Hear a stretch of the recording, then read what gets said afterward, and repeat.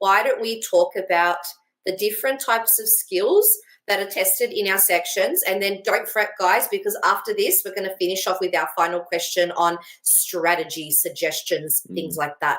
So in terms of skills being tested, Adriel, you already mentioned some great things. Is you're being asked to analyze. You need to look at the questions. You need to look at the key terms. The interesting thing that you brought up as well was all the different text types. And that in itself is a skill that students need to be able to master, that idea that they can jump between different text types and they understand that text type's form and how that text type might be using language and techniques to represent the human experience. Yeah. I think it's quite important here. The skills, again, there's a few skills actually, and I go back to this thing that I want to really emphasize is how well students are working under that time pressure. I think that's probably the most important thing to highlight first and foremost.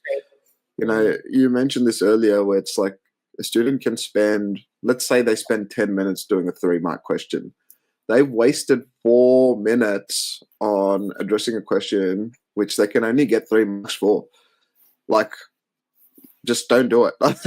That's what we sort of want to speak about. But then when you get into like the section, like we said, the verbs are going to be significant here. So your first questions, which is probably going to be your studies/standard questions, will generally be that identify, maybe even an explain type question. So those verbs are very simple.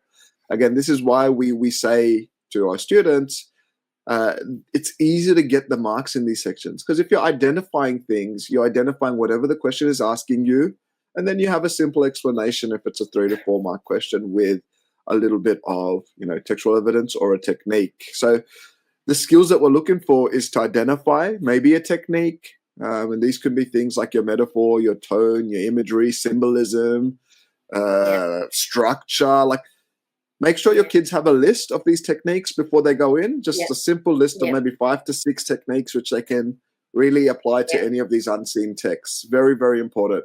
But yeah, I guess one of those things that we're sort of looking at, what's being tested, is how well they can sort of address those elements there in that respective time frame.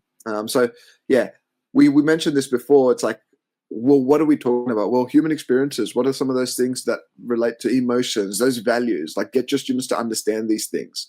So as a teacher, it's important for us to provide the students with reminders. What are your human experiences? What are the things that make up identity?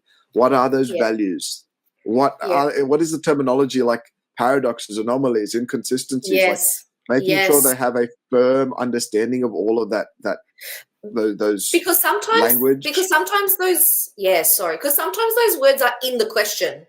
Sometimes I will say something like examine the way that an anomaly on, I don't know, the experience of love is represented. And if your student doesn't remember their rubric, they're stuck.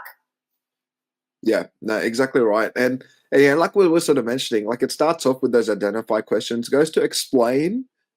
And then in your later questions, you're probably looking at more of like an analysis. So I haven't really seen too many evaluation type questions, but the analysis is important. And your last question can be a comparative where they look at like comparing 2 different texts. So it's important for students to really, really get an understanding of each of these verbs. But we are getting them to look at, explaining how techniques work together with the textual evidence to create meaning.